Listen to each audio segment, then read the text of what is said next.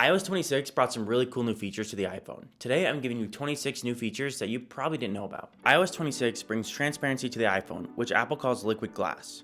In iOS 26.1, you'll be able to go to Settings, Accessibility, Display, then toggle Reduce Transparency. Now you can read everything a little better. Press and hold on the lock screen, hit Customize, and now you can drag widgets right below the clock. You can add things like current temperature, different apps, and much more.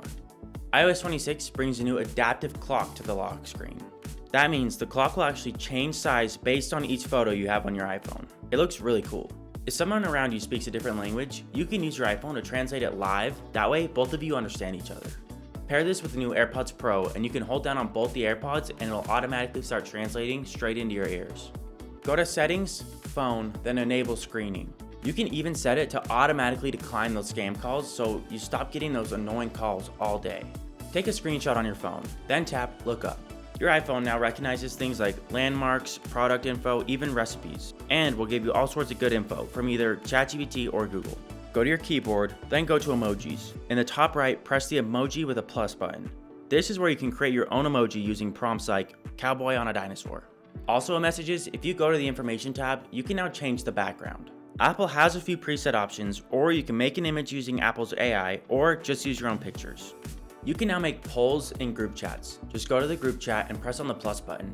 Then you just scroll down and find poll and make a poll to send out. Open the camera app. The camera modes are now a scrollable slider right above the shutter button. You can slide left or right smoothly without awkwardly tapping tiny text. Go to Settings, Messages, toggle on Filter Unknown Senders. Now your inbox is split into known and unknown. That way, your unknown texts will all filter into that one inbox and doesn't clutter all your known texts. One more Photos app thing, click any photo and swipe up or tap the information button. This will show you tons of information about your photo, when it was taken, what lens it was used, what shutter speed it was used, and even the location. Or if you take a picture of something like a plant, the information button will turn into a plant and it'll tell you exactly what plant it is. You can even do this with things like the washing instructions on your clothes, so you can find out exactly how to wash that really nice shirt you have.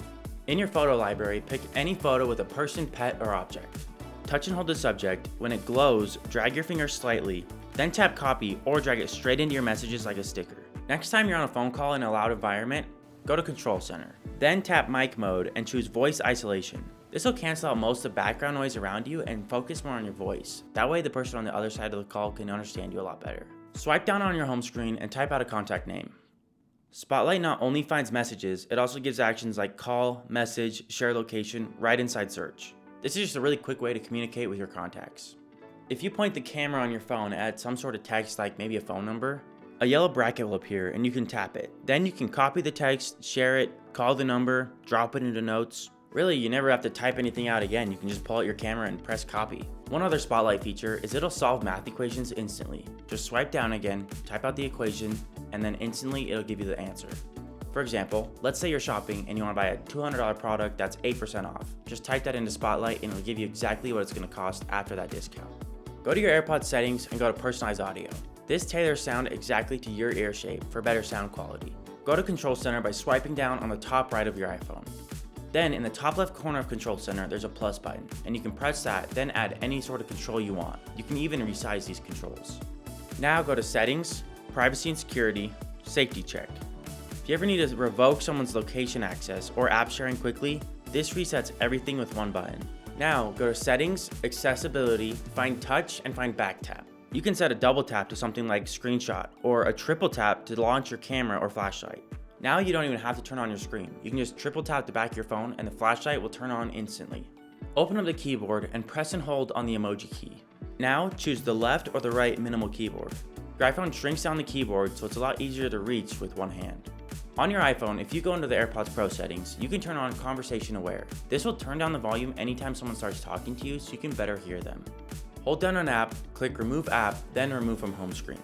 Now, your app's not deleted, but it's in the app library, just hidden from all the clutter. Open the Find My app. You can go to either devices or items and select anything you want, like your AirPods. Then click Notify when left behind. Now if you forget your AirPods somewhere and leave them behind, it'll notify you, obviously. Those are 26 iPhone tips you can start using with iOS 26 right now. Hopefully at least one or two of these surprised you, and I'll see you in the next video.